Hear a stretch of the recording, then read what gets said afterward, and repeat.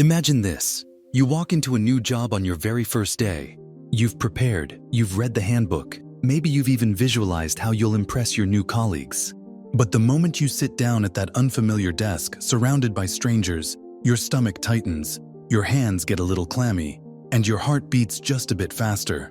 Or picture moving into a new city, exciting possibilities, new restaurants, new friends, new adventures. And yet, at night, lying in a bed that doesn't feel like yours, you sense a knot of unease. Even when we're pursuing something we want, novelty can carry this paradoxical mix of thrill and fear.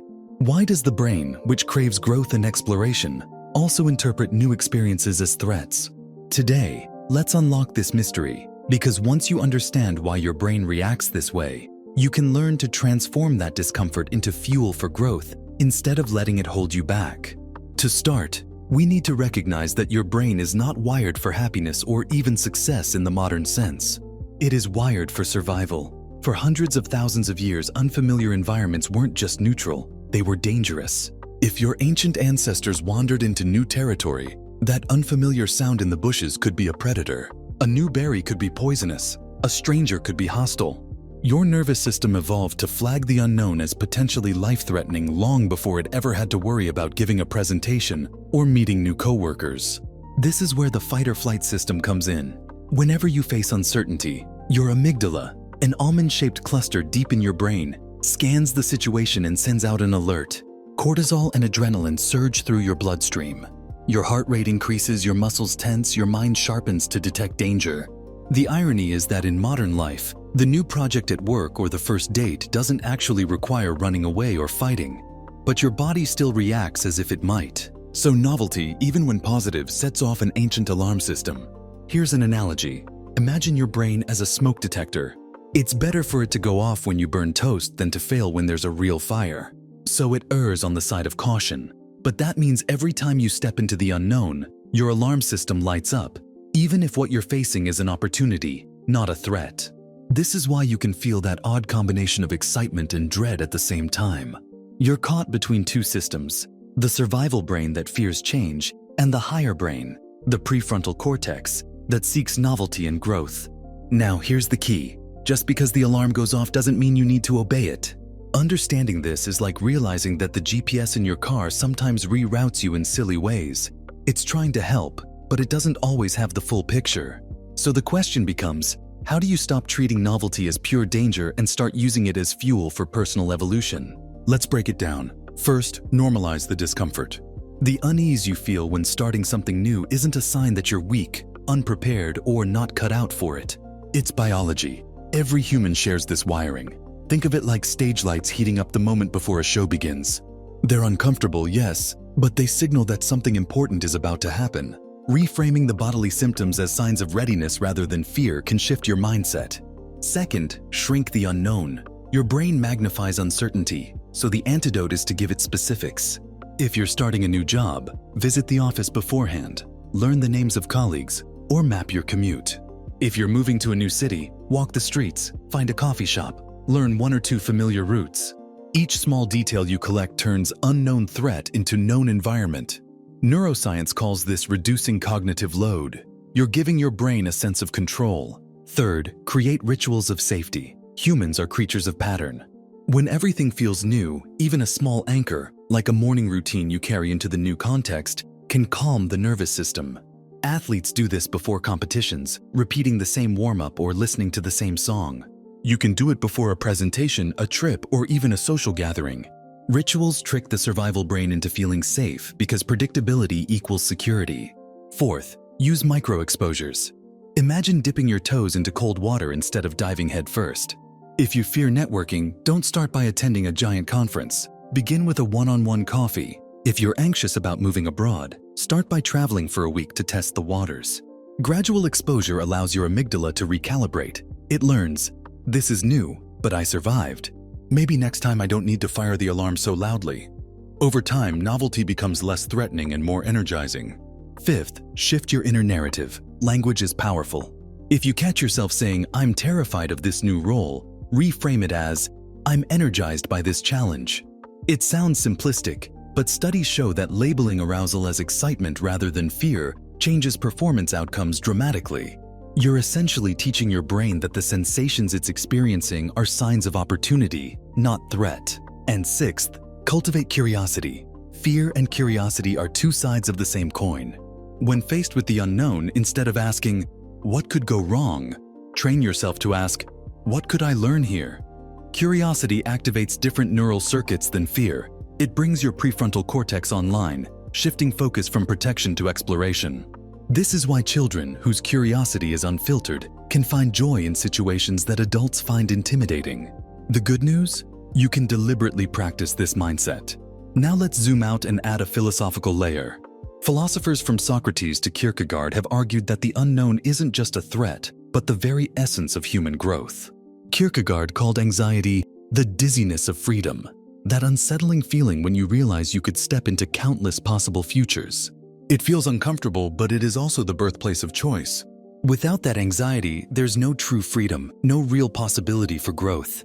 In other words, the very discomfort your brain gives you in moments of novelty is also a reminder that you're alive, that you're not stuck on repeat. That knot in your stomach? It's a signal. You are standing on the edge of growth. So how can you apply this in your daily life? Let's take a concrete scenario. Say you've been offered a new role at work. Instead of letting the fear response spiral, you could 1. Acknowledge it. My brain is firing off alarms and that's normal. 2. Break the novelty down into smaller known parts. Study the responsibilities. Talk to someone who has done the role. Visit the environment. 3. Anchor yourself with a ritual. Maybe you wear the same outfit that makes you feel confident on the first day, or you bring a familiar notebook. 4. Reframe your language. Tell yourself, "I'm excited for this challenge," not, "I'm scared I'll fail." 5. Approach with curiosity. Ask, "What new skills might I discover here?" By running through these steps, you transform the initial wave of discomfort into a structured process of adaptation.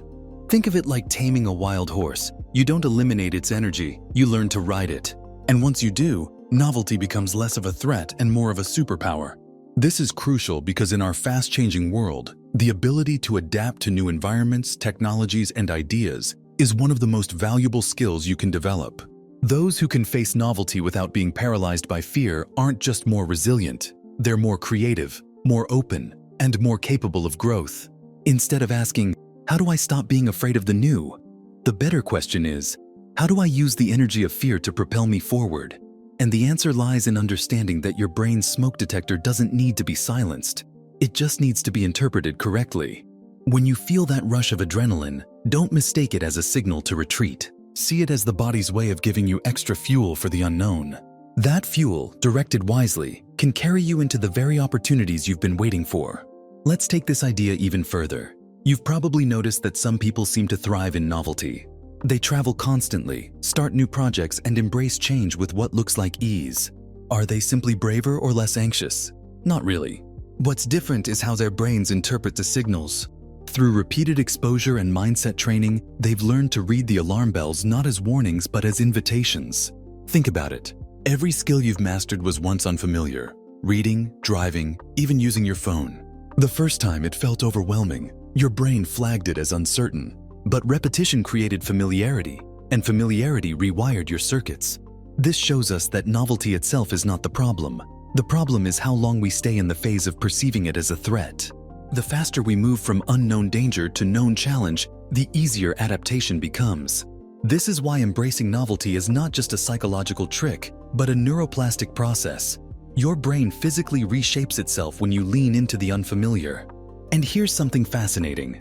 Neuroscientists have discovered that novelty actually increases dopamine release. Yes, the same brain chemical that drives motivation and reward. So while part of your brain screams danger, another part is lighting up with excitement. This chemical reward system is why new experiences can feel intoxicating, from traveling to tasting a new food. The challenge is simply that the fear pathway often shouts louder than the curiosity pathway. But once you recognize both voices are present, you can choose which one to amplify. Philosophically, this duality is a reminder that growth never comes without tension. The Stoics taught that discomfort is not the enemy, but the doorway. Marcus Aurelius wrote that the obstacle is the way. The very thing that feels heavy is what will strengthen you. When you meet novelty, you're not just facing change, you're being offered a chance to expand the limits of who you are. Instead of wishing for comfort, you can ask, What new strength might this discomfort be carving out in me? Let's ground this with a practical exercise you can try the next time you encounter something unfamiliar. Step 1. Pause and name the feeling. Say to yourself, "This is my brain's survival system firing up." Labeling the reaction reduces its power because it moves activity from the amygdala to the prefrontal cortex, the rational brain. Step 2. Breathe slowly. Fear hijacks your body through shallow, fast breaths. 3 deep breaths with longer exhales send a signal back to your nervous system. I'm safe. Step 3. Ask yourself one curious question. For example, if you're meeting a new group of people, instead of, "What if I embarrass myself?" ask, "What surprising story might I hear today?" Curiosity reframes the entire moment. Step 4. Take one micro-action forward. Fear thrives in hesitation. By doing something small, sending the email, walking into the room, trying the new task, you prove to your nervous system that novelty can be survived. And step 5. Reflect afterward. Remind yourself, "I did that. It wasn't as bad as my brain warned me."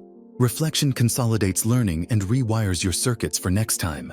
If you practice these 5 steps consistently, you'll notice a shift. What once felt like paralysis will start to feel like manageable energy. That same energy can then be redirected into creativity, growth, and exploration. And this leads us to a broader life principle.